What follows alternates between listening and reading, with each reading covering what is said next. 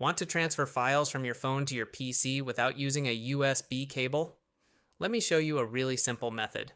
First, go to the LocalSend website or your app store and install LocalSend on your phone. Then, install the desktop version on your PC.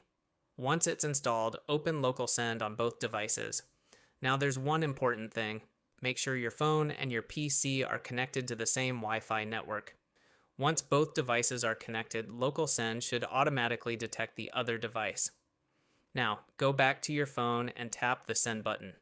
Choose what you want to transfer. You can select photos, videos, documents, or even multiple files at once. Now look at your computer. A notification will appear asking you to accept the incoming file.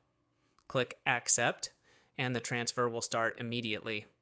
Depending on the size of the file and your Wi-Fi speed, it can transfer very quickly. And the best part?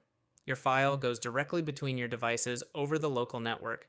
No USB cable, no cloud upload, and no sending files to yourself on WhatsApp.